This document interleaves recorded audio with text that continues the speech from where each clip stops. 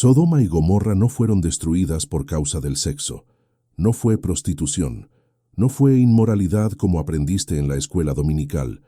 La verdad registrada en la propia Biblia es mucho más perturbadora y de cierta forma más cercana a nuestra realidad de lo que imaginas, porque lo que ocurría en aquellas ciudades antes de que el fuego cayera del cielo era un sistema completo de opresión, violencia y deshumanización que transformó prósperas metrópolis comerciales en laboratorios del mal. Y entender lo que realmente ocurría allí cambia completamente tu comprensión de docenas de pasajes bíblicos. La puerta está temblando bajo los golpes, madera de cedro agrietándose. Voces allá afuera, muchas voces, exigiendo que los visitantes sean entregados. Lot está apoyado contra la puerta, sudor escurriendo por la frente, ojos muy abiertos.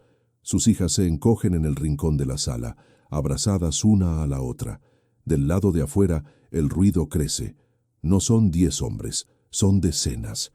Tal vez 50, tal vez más. Jóvenes y viejos, ricos y pobres. La ciudad entera movilizada para una sola cosa.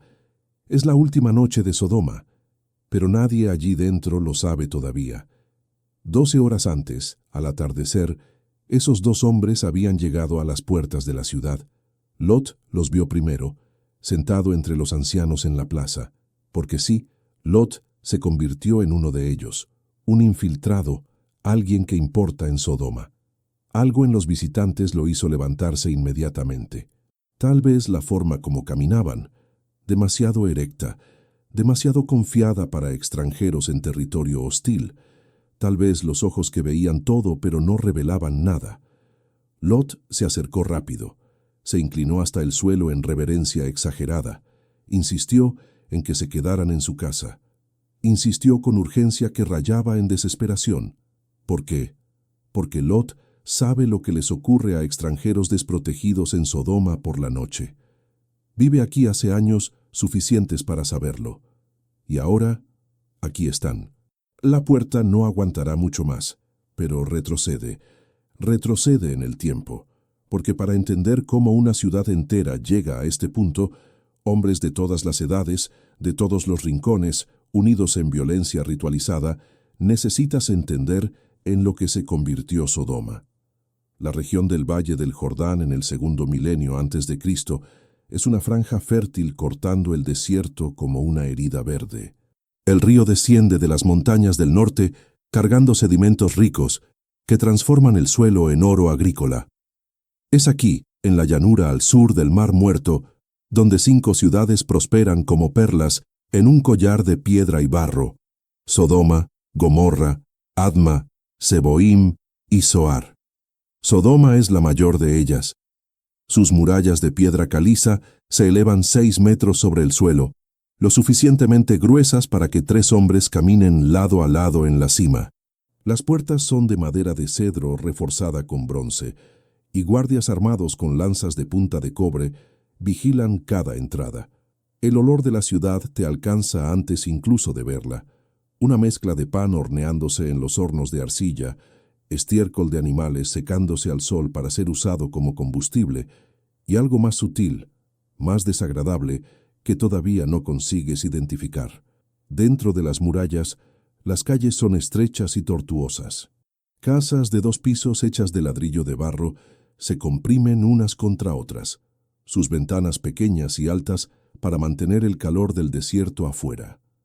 La planta baja generalmente alberga talleres o tiendas, alfareros moldeando vasijas de cerámica roja en ruedas manuales, tejedores trabajando en telares verticales, creando tejidos de lino y lana, herreros martillando puntas de flecha y hojas de hoz en forjas que llenan el aire de humo acre.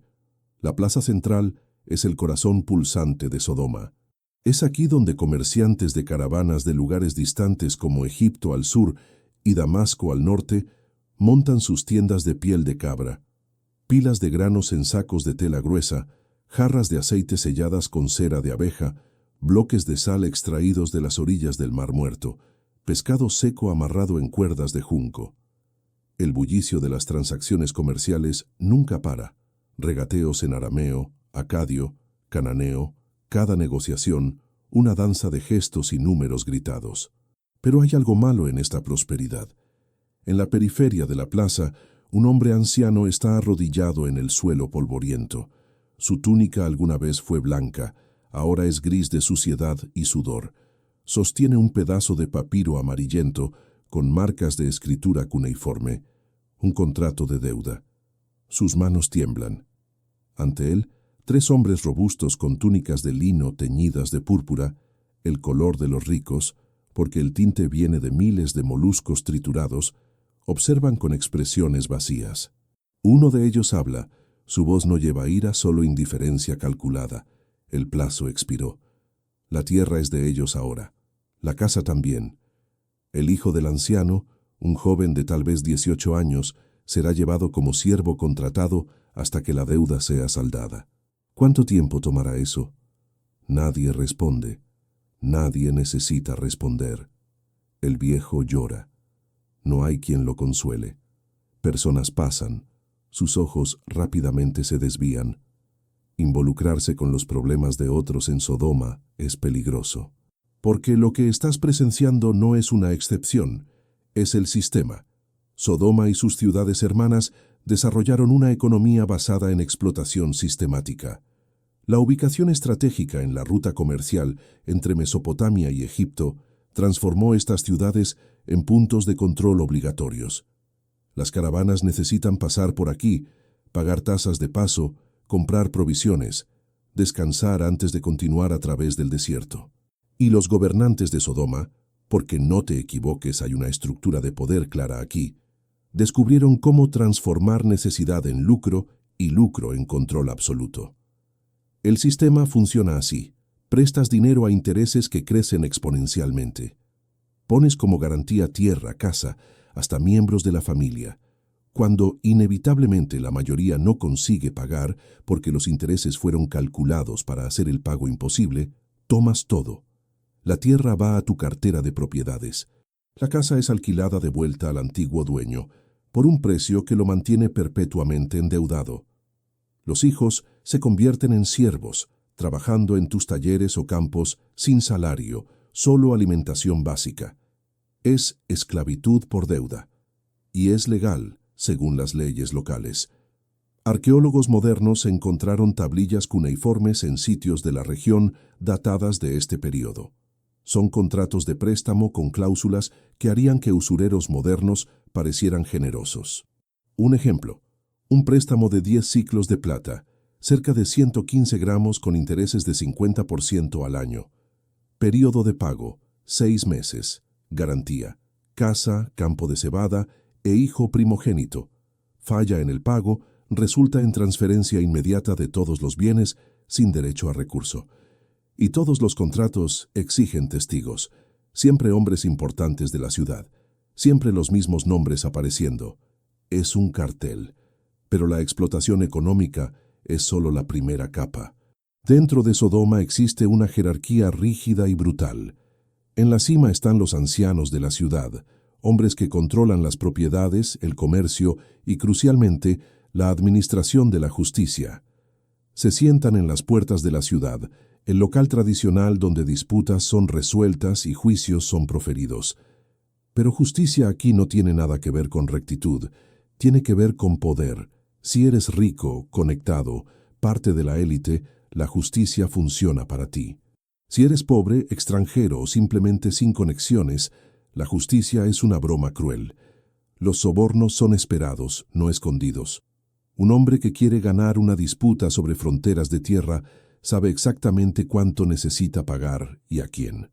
Un extranjero que reclama por robo es ignorado, a veces golpeado por atreverse a cuestionar a un ciudadano local. Y luego está el tratamiento de visitantes. En el mundo antiguo del Oriente Próximo, hospitalidad no es solo cortesía, es ley sagrada. Recibir extranjeros, ofrecer protección, comida y refugio es una obligación que trasciende culturas. Violarla es una abominación reconocida desde Mesopotamia hasta Egipto. Pero Sodoma transformó la hospitalidad en arma.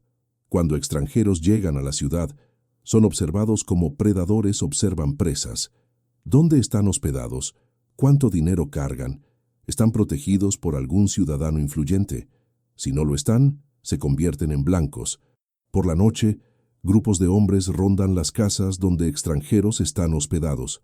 Golpean las puertas exigiendo que los visitantes sean entregados.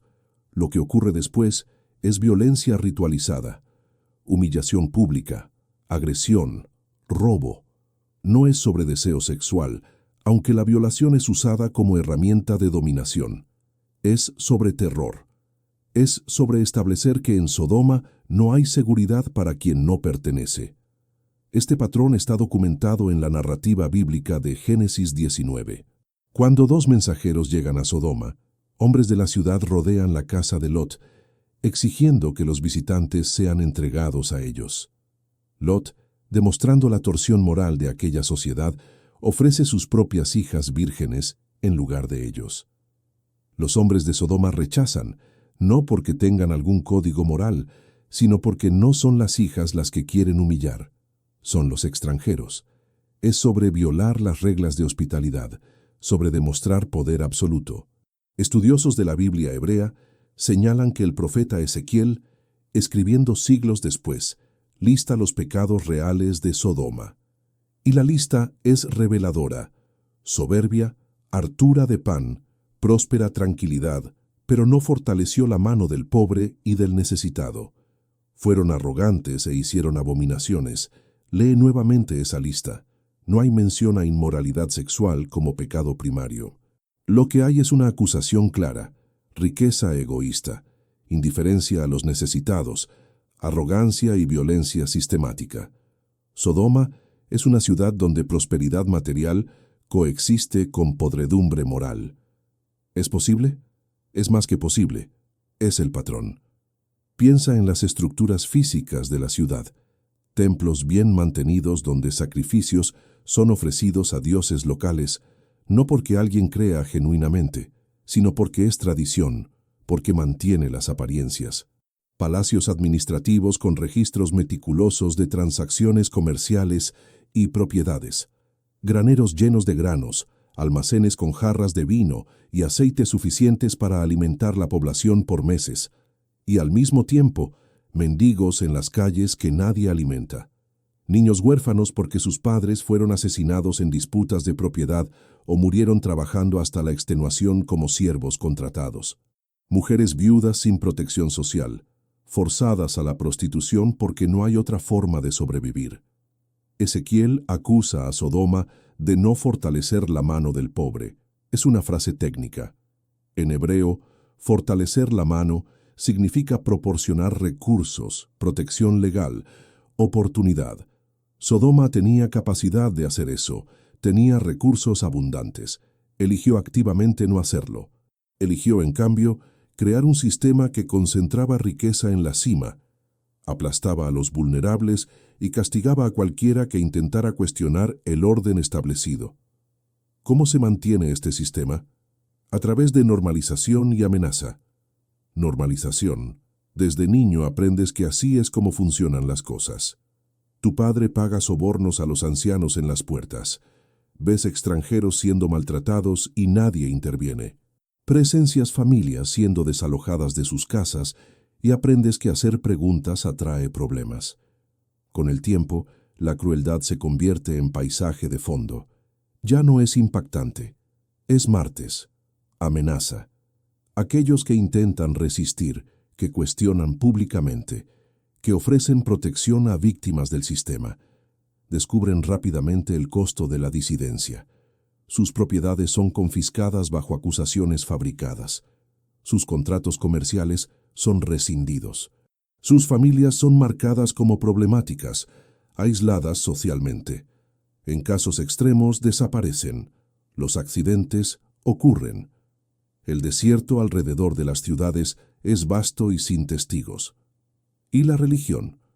Los sacerdotes locales, aquellos que deberían defender justicia y protección a los débiles conforme los códigos morales del Oriente Próximo antiguo, son parte del sistema. Los templos poseen tierras, esclavos y almacenes. Los sacerdotes reciben porciones de los sacrificios, tasas por los servicios religiosos, regalos de los ricos buscando favor divino. No van a morder la mano que los alimenta. Esta es Sodoma. No un antro de perversión sexual como pinturas medievales sugirieron, sino algo más insidioso, una máquina eficiente de deshumanización operando bajo barniz de civilización. Y está funcionando perfectamente. Hasta que algo rompe el patrón. Gomorra queda a menos de 10 kilómetros de Sodoma. Las dos ciudades son hermanas gemelas en la perversidad, reflejos una de la otra en crueldad institucionalizada. Lo que ocurre en Sodoma hace eco en Gomorra. Lo que se normaliza en Gomorra se intensifica en Sodoma. Juntas, forman un sistema cerrado de opresión donde ninguna válvula de escape existe para los vulnerables. Pero hay una diferencia crucial entre ellas. Sodoma es la capital de la maldad, mayor, más rica, más refinada en sus métodos de deshumanización. Gomorra es su aprendiz dedicada, menor en tamaño pero igualmente comprometida con la brutalidad. Si Sodoma desarrolló el manual de opresión sistemática, Gomorra lo siguió religiosamente, agregando sus propias variaciones sádicas. La vida en Gomorra funciona como trampa de lenta compresión. Cuando un comerciante extranjero llega cargando mercancías para vender, los guardias en el portón lo dejan entrar sin resistencia. No hay tasas cobradas en la entrada. No hay inspecciones invasivas. El visitante siente alivio. Finalmente una ciudad que parece civilizada. Monta su pequeño puesto en el mercado, exhibe sus mercancías, comienza a negociar con los locales que se acercan, demostrando interés genuino. Las primeras ventas son alentadoras. Hasta el mediodía, el comerciante ya vendió la mitad de su stock y está calculando mentalmente el lucro suficiente para alimentar su familia por un mes entero. Pero al atardecer, cuando intenta dejar la ciudad, los portones están cerrados. Tasa de salida, informa el guardia con sonrisa que no alcanza sus ojos. La mitad de todo lo que vendiste hoy. El comerciante protesta. Nadie mencionó tasa de salida. La ignorancia de la ley no es excusa, responde el guardia. Si el visitante se niega a pagar, sus mercancías restantes son confiscadas. Si intenta resistir, es golpeado públicamente. Si consigue pagar la extorsión y finalmente dejar Gomorra, descubre que todo su viaje fue en vano. Perdió tanto que apenas conseguirá llegar a casa. Gomorra funciona como trampa económica. Sodoma funciona como trituradora social. En Sodoma existe una costumbre que congela la sangre. Camas públicas instaladas en las plazas principales. No son para descanso. Son instrumentos de tortura disfrazados de hospitalidad. Cuando un viajero pobre, sin recursos para pagar hospedaje en las casas de los ciudadanos ricos, busca refugio en la plaza, es invitado a dormir en esas camas. Cada cama tiene dimensiones exactas, 2 metros de longitud, ni más ni menos. Si el visitante es más alto que la cama, sus piernas son cortadas para ajustarse. Si es más bajo, sus miembros son estirados violentamente hasta que encaje en las dimensiones exactas. Los ciudadanos de Sodoma desarrollaron técnicas quirúrgicas específicas para los procedimientos de ajuste, usando cuchillos que cauterizan heridas mientras cortan, no por compasión, sino porque víctimas que sobreviven tiempo suficiente para arrastrarse fuera de la ciudad sirven como propagandas vivas, desalentando a otros viajeros. Y lo más terrible, esto ocurre en plena luz del día, a la vista de todos. Mercaderes montan sus puestos a pocos metros de distancia y continúan vendiendo mientras gritos resuenan por la plaza. Madres pasan con niños pequeños, desviándose solo lo suficiente para evitar charcos de sangre, pero sin alterar el paso o la expresión. Dentro de las murallas de Sodoma, una joven mujer llamada Paltit, cuyo nombre en hebreo significa aquella que escapó, comete el crimen imperdonable de demostrar compasión.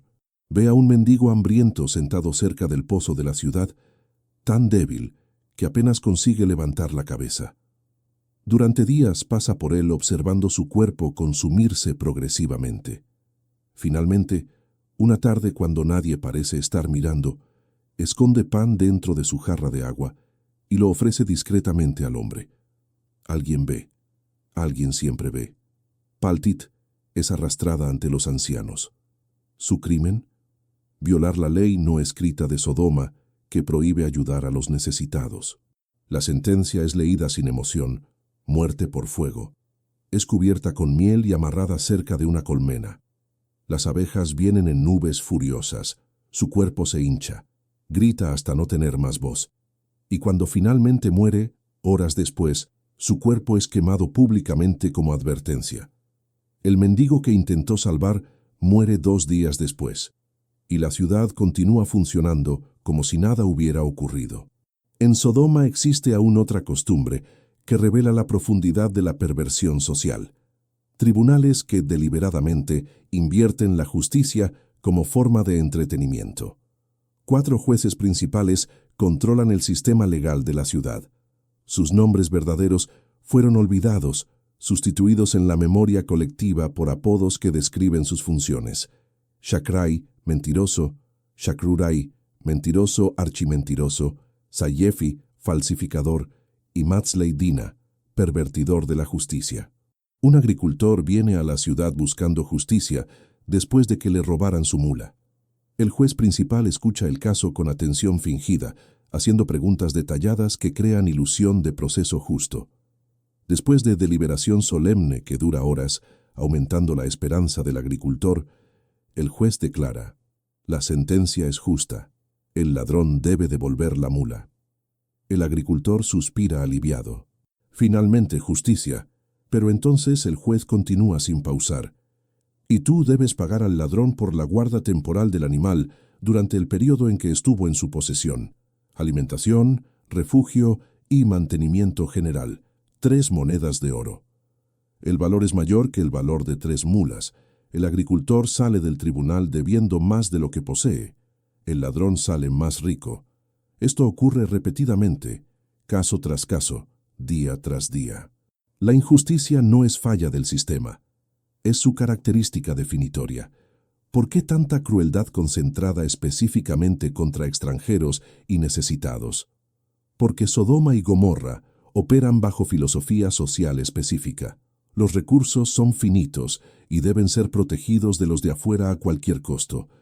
Cada pan dado a un mendigo es pan robado de un ciudadano.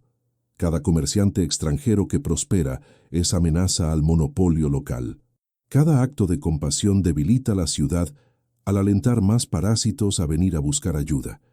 Es lógica perversa, pero es lógica consistente.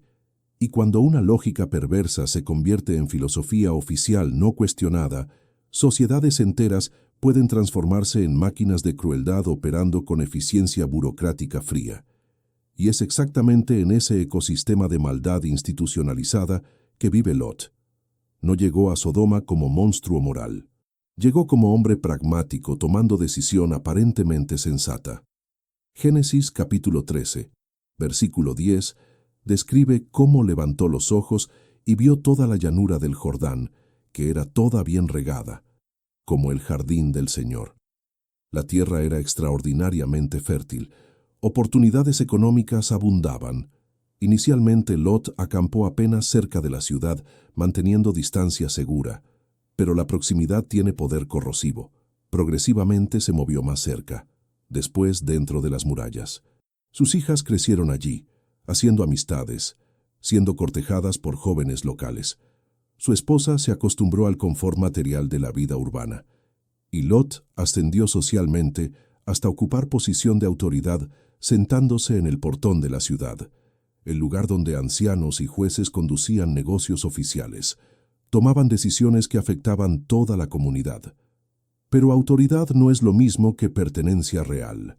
Lot permanece forastero a los ojos de los ciudadanos nativos, tolerado por su riqueza, respetado por su posición, pero nunca verdaderamente aceptado. Y durante todos esos años viviendo entre ellos, presenciando las camas de la plaza, los tribunales corruptos, las ejecuciones públicas de personas como Paltit, algo terrible ocurrió dentro de él. Se acostumbró. No que Lot se haya vuelto tan malo como los ciudadanos nativos, pero desarrolló capacidad perturbadora de compartimentar, de ver injusticias diarias y continuar su vida normal sin permitir que el horror lo afectara completamente. Complicidad por inercia es aún complicidad.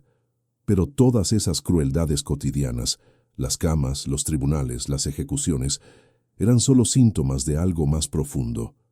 La verdadera extensión de la maldad de Sodoma solo quedaría completamente visible en una sola noche. Una noche en que la ciudad entera se revelaría no como colección de individuos malos, sino como organismo único de violencia. Una noche en que quedaría claro que la corrupción no era superficial o parcial, sino total e irreversible. Esa noche llegó cuando dos visitantes entraron por la puerta principal al atardecer. El sol ya comenzaba a descender detrás de las montañas de Moab, tiñendo el cielo de rojo anaranjado. Lot estaba sentado en su lugar habitual junto al portón cuando los vio. Algo en ellos lo perturbó inmediatamente. Tal vez la dignidad calma en sus rostros, tal vez la forma como caminaban sin prisa ni miedo, a pesar de ser claramente extranjeros en una ciudad hostil. Lot se levantó y fue al encuentro de ellos con urgencia casi desesperada. «He aquí ahora, mis señores, entrad, os ruego, en casa de vuestro siervo, y pasad en ella la noche, y lavaos los pies». Su insistencia no era solo hospitalidad cultural, era intento frenético de salvar esas vidas, porque Lot sabía exactamente lo que ocurriría si pasaban la noche en la plaza pública. Había visto las camas, había visto los cuerpos, sabía cómo Sodoma trataba extranjeros vulnerables. Los visitantes inicialmente rechazaron, no, sino que en la calle pasaremos la noche. Ese rechazo no era terquedad, era prueba deliberada. Necesitaban ver hasta dónde llegaba la hospitalidad de Lot, si realmente entendía el peligro o si estaba solo siguiendo ritual vacío. Lot pasó la prueba. Insistió con ellos mucho. La frase hebrea sugiere súplica urgente, casi violenta en la intensidad, hasta que finalmente acordaron entrar. Dentro de la casa, Lot preparó comida simple, panes ácimos horneados rápidamente, sin levadura porque no había tiempo para esperar a que la masa creciera. Los visitantes comieron. La casa quedó quieta. Por algunos momentos pareció que la noche pasaría sin incidentes, pero la paz era ilusión temporaria que se hizo añicos violentamente. Antes incluso de que los visitantes pudieran acostarse para dormir, el sonido comenzó, primero distante, después cada vez más cercano. Voces, muchas voces. El ruido de pies golpeando el suelo de piedra de las calles, antorchas lanzando luz anaranjada danzante contra las paredes, y entonces la casa estaba rodeada. Desde el joven hasta el viejo, todo el pueblo de todos los barrios, registra Génesis capítulo 19, versículo 4. No era grupo pequeño de alborotadores, no era pandilla aislada de criminales, era la ciudad entera. Hombres jóvenes con músculos tensos y ojos brillando con anticipación violenta, ancianos encorvados por el tiempo, pero aún vigorosos en su maldad, desde los adolescentes hasta los ancianos, todos unidos en un propósito único. Aquí estaba la prueba final. Sodoma no tenía bolsones de decencia escondidos. No tenía ciudadanos secretamente compasivos esperando oportunidad para actuar con justicia. La corrupción era completa. Del más joven al más viejo, de todo barrio, todos. Sus voces explotaron en unísono exigiendo, «¿Dónde están los hombres que vinieron a ti esta noche? Sácalos a nosotros para que los conozcamos».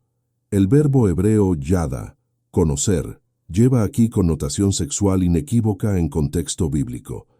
Pero reducir este momento solo a lujuria sexual es perder completamente el punto central de esta narrativa aterradora. Esta era violencia como instrumento de dominación social total. Era violación colectiva como herramienta para establecer poder absoluto sobre forasteros y castigar a cualquiera, como Lot, que osara desafiar las normas establecidas, ofreciendo protección a los de afuera.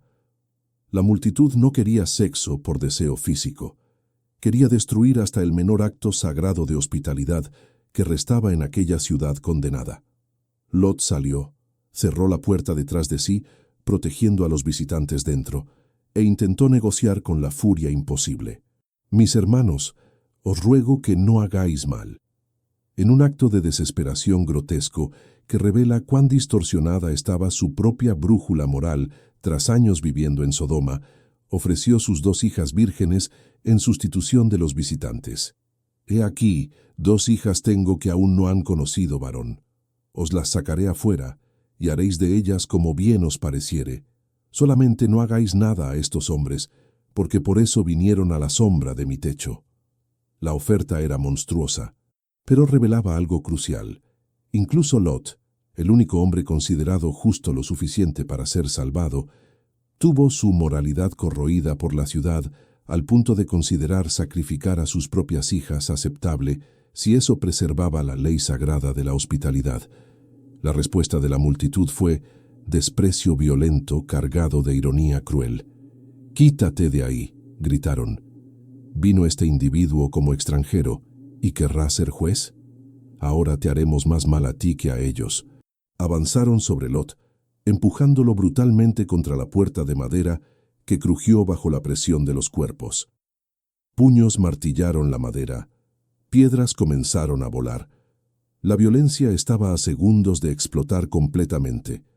Entonces, los visitantes actuaron.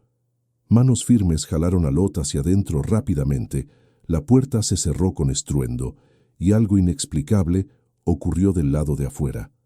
La multitud, desde el menor hasta el mayor, fue herida con ceguera repentina. No ceguera permanente, sino ceguera temporaria sobrenatural que los desorientó completamente. Hombres tantearon las paredes ásperas de piedra, buscando desesperadamente la entrada. Tropezaron unos con otros, gritaron de frustración. Algunos cayeron, otros continuaron buscando incluso sin esperanza de encontrar. Pero el detalle más revelador viene en 3 palabras hebreas que Génesis capítulo 19, versículo 11, registra con economía brutal. Se cansaron para hallar la puerta. Se cansaron. Incluso ciegos, no desistieron. Incluso sobrenaturalmente impedidos, incluso claramente derrotados por poder más allá de su comprensión, los hombres de Sodoma persistieron en su maldad hasta el agotamiento físico total. No hubo momento de reflexión. No hubo pausa para considerar que tal vez estaban del lado equivocado, solo determinación obstinada en hacer el mal hasta que fuera físicamente imposible continuar. Esta era la respuesta definitiva a la pregunta: ¿cómo una ciudad entera se corrompe al punto de no haber siquiera 10 personas justas? Cuando el mal se convierte en norma social, cuando la crueldad se institucionaliza, cuando cada estructura, económica, legal, religiosa, refuerza la deshumanización, cuando hasta los bien intencionados se acostumbran al horror, cuando nadie más cuestiona, cuando todos participan. Y es en ese momento, con multitud cega aún tanteando las paredes, aún buscando la puerta, aún determinada a destruir, que los visitantes hicieron la declaración final a Lot. ¿Tienes alguien más aquí? Yerno, y tus hijos, y tus hijas, y todos cuantos tienes en esta ciudad, sácalos fuera de este lugar, porque vamos a destruir este lugar, porque su clamor se ha aumentado delante de la faz del Señor, y el Señor nos envió a destruirlo. Sodoma y Gomorra estaban condenadas. El juicio era irreversible, y la ejecución comenzaría con el amanecer. Lot sale corriendo a las calles aún oscuras de Sodoma. Sus pies golpean el suelo de piedra irregular, mientras corre en dirección a las casas donde sus yernos duermen. El cielo aún está negro. Apenas una franja pálida en el horizonte oriental anuncia que el amanecer está próximo. Golpea las puertas con urgencia que raya en histeria. «Levantaos, salid de este lugar, porque el Señor ha de destruir la ciudad». Los yernos abren las puertas, ojos hinchados de sueño, irritación marcada en sus rostros. Lot habla demasiado rápido, palabras tropezando unas con otras, visitantes angelicales, juicio divino, destrucción total al salir el sol. Agarra el brazo de uno de ellos, jala con fuerza. «Necesitamos salir ahora. Toda la llanura será consumida». Los yernos intercambian miradas. Uno de ellos ríe, no una risa de alegría, sino de escarnio. El otro sacude la cabeza con pena. El viejo enloqueció, murmura uno al otro. Génesis, capítulo 19, versículo 14, registra con brutalidad económica. Fue tenido como quien se burlaba a los ojos de sus yernos. Lot implora. Sus rodillas tocan el suelo polvoriento.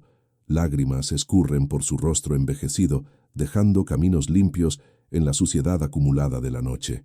Pero cuanto más suplica, más ridículo parece. Sus yernos cierran las puertas. Cerrojos de madera caen en lugar con sonido de finalidad. Lot permanece arrodillado en la calle vacía. Sus hijas van a morir viudas antes incluso de casarse, y estos hombres, que conoció, con quienes negoció contratos de matrimonio, que comieron en su mesa, van a convertirse en cenizas en menos de una hora. Pero no hay más tiempo. Cuando Lot vuelve a casa, el horizonte oriental ya está teñido de rosa pálido. Los visitantes están en la puerta, sus siluetas recortadas contra el resplandor creciente. No hay más calma en sus rostros. Hay urgencia. Apresúrate, dicen ellos, y por primera vez sus voces llevan algo próximo a emoción. Toma tu mujer y tus 2 hijas que aquí están, para que no perezcas en el castigo de esta ciudad. Pero Lot duda. Es un detalle fácil de perder en la lectura rápida del texto bíblico, pero está allí en Génesis 19, versículo 16, registrado con honestidad desconcertante. Él, sin embargo, se demoraba. Se demoraba. El hombre que acabó de presenciar poder sobrenatural cegando una multitud entera. El hombre que recibió aviso directo de mensajeros divinos sobre destrucción inminente. El hombre que vio la ciudad entera, del menor al mayor, revelar su maldad total. Duda en la puerta de casa. ¿Por qué? Porque Sodoma es su hogar hace décadas. Su riqueza está aquí. Campos, rebaños, contratos comerciales, propiedades. Sus hijas crecieron en estas calles. Su esposa tiene amigas aquí, rutinas establecidas, una vida construida ladrillo por ladrillo. Dejar todo atrás, basado en aviso de extranjeros sobre fuego cayendo del cielo, parece locura incluso después de todo lo que vio. Este es el poder corrosivo de lugares corrompidos. No solo destruyen tu moralidad, destruyen tu capacidad de reconocer peligro incluso cuando está obvio e inminente. Entonces los visitantes hacen algo extraordinario que revela tanto sobre la naturaleza de Dios como cualquier sermón teológico. Agarran a Lot por la mano, agarran a su esposa por la mano, agarran a sus 2 hijas por las manos y los arrastran físicamente fuera de la ciudad. Génesis 19, versículo 16, usa lenguaje visceral. Siendo el Señor misericordioso con él, tomaron aquellos hombres por la mano a él, y por la mano a su mujer, y por la mano a sus 2 hijas. No es invitación gentil, es rescate a la fuerza. Tropiezan por las calles aún vacías. Es madrugada. La mayoría de los ciudadanos de Sodoma aún duermen tras la noche de violencia frustrada. Pasan por el portón principal, donde Lot solía sentarse con los ancianos. Atraviesan campos de cebada dorada bajo el cielo que aclara rápidamente. El valle del Jordán se extiende ante ellos, verde y fértil, aparentemente pacífico. Cuando finalmente están fuera de las murallas, uno de los visitantes suelta la mano de Lot y da la orden final. Escápate por tu vida, no mires detrás de ti ni pares en toda esta llanura. Escapa allá al monte, para que no perezcas. No mires atrás. Es comando específico, deliberado. Y lo que ocurrirá después muestra que no fue sugerencia casual. Pero primero, Lot negocia. Incluso ahora, incluso huye de destrucción literal. Negocia. He aquí que ahora he hallado gracia a tus ojos, dice. No puedo escapar al monte, para que quizás no me alcance este mal y yo muera. He aquí ahora aquella ciudad está cerca, para huir allá, y es pequeña. Permite que me escape para allá, y viva mi alma. Está pidiendo huir para Zoar, la menor de las 5 ciudades de la llanura.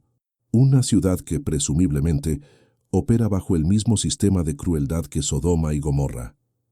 Pero está cerca, es familiar, es civilización. El visitante concede. Zoar será perdonada. Apresúrate, escápate para allá, porque nada podré hacer, mientras no hayas llegado allá. Y entonces ocurre. El sol sale completamente sobre el horizonte. Luz dorada se derrama sobre el valle del Jordán. Agricultores en Zoar comienzan su día. Pastores conducen rebaños a pastos. Mujeres encienden hornos de arcilla para hornear pan, y del cielo azufre y fuego caen sobre Sodoma y Gomorra. Génesis capítulo 19. Versículo 24 es directo. Entonces el Señor hizo llover azufre y fuego del Señor desde los cielos sobre Sodoma y Gomorra. Estudiosos modernos debaten la mecánica natural de este evento. La región del Valle del Jordán y Mar Muerto está sobre falla geológica activa.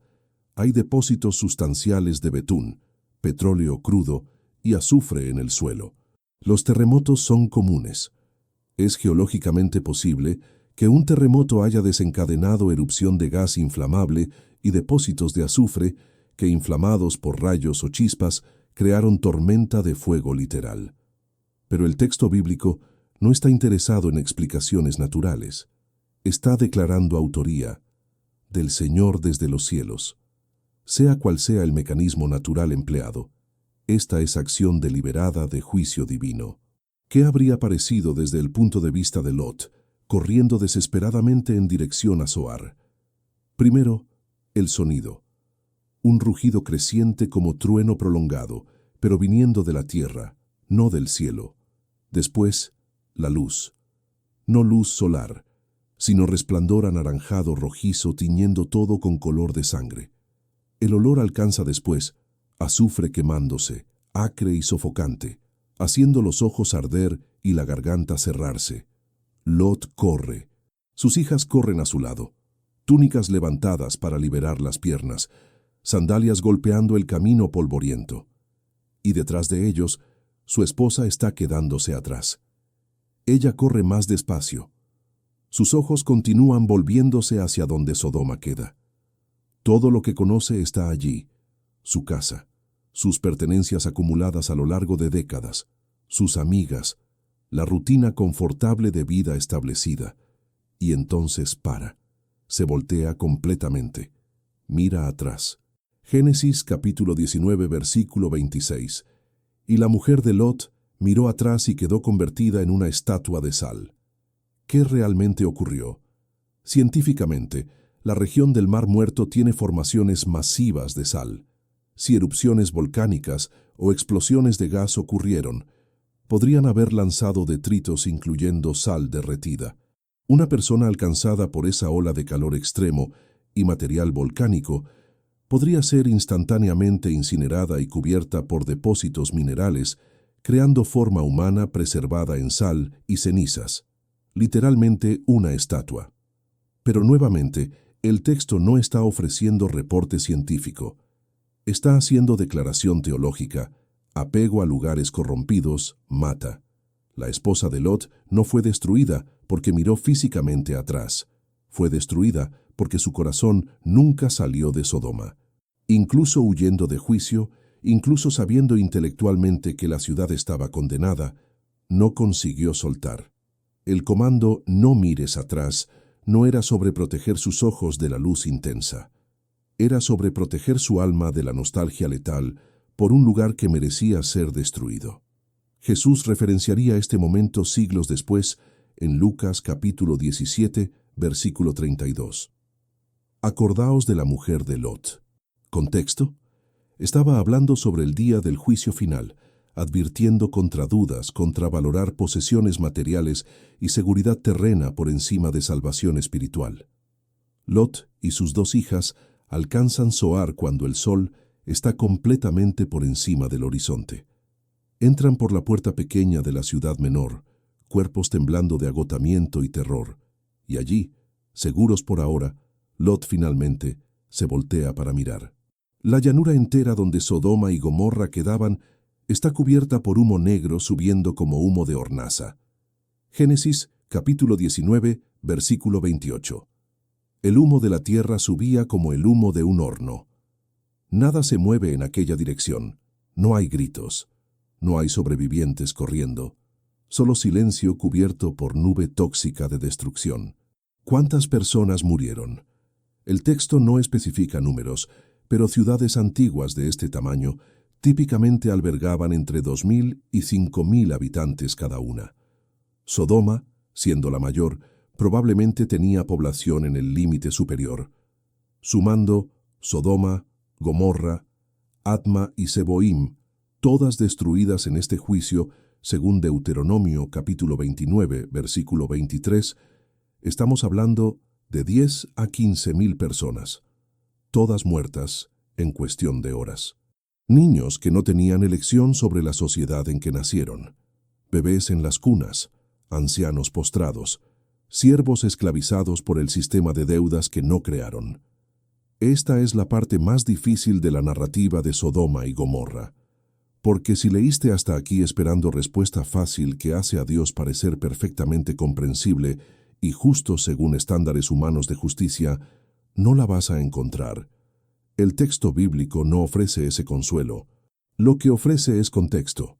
Abraham, tío de Lot, había negociado con Dios antes de la destrucción.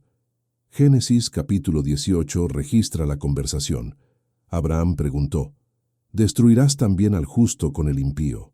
Negoció. Si hay 50 justos en la ciudad, ¿la perdonarías?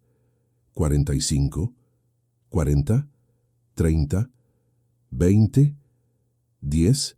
Dios acordó. Si hubiera 10 personas justas en Sodoma, la ciudad sería perdonada. No fueron encontradas 10.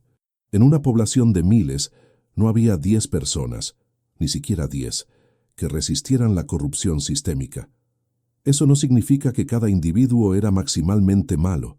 Significa que el tejido social estaba tan completamente podrido que no había estructura moral remanente para reconstruir.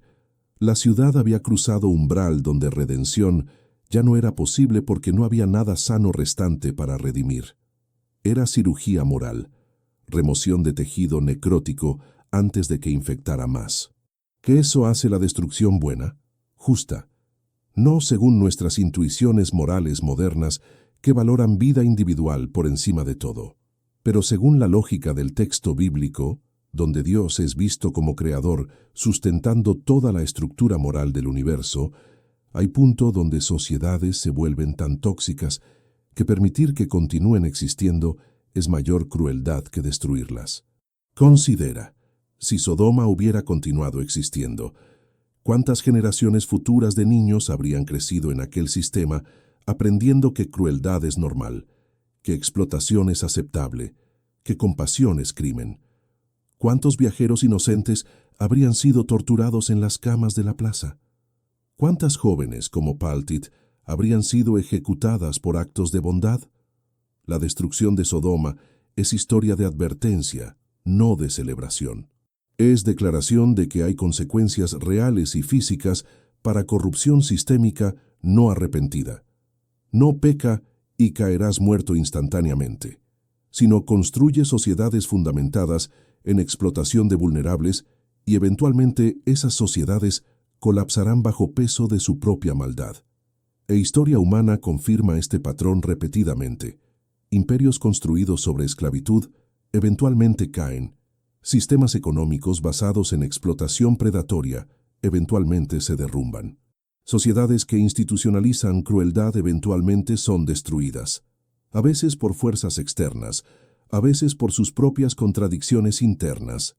Sodoma y Gomorra son estudios de caso extremos de este principio.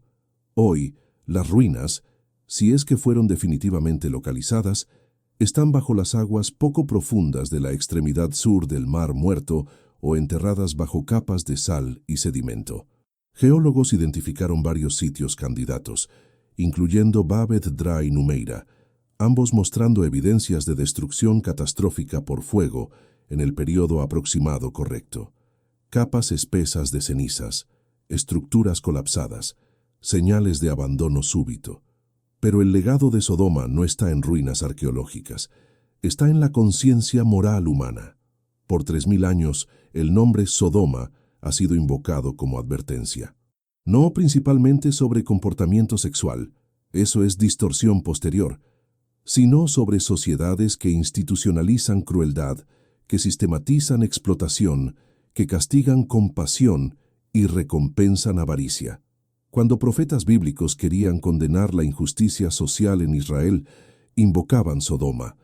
Isaías, en capítulo 1, versículo 10, llama a los líderes de Jerusalén príncipes de Sodoma, porque estaban oprimiendo huérfanos y viudas.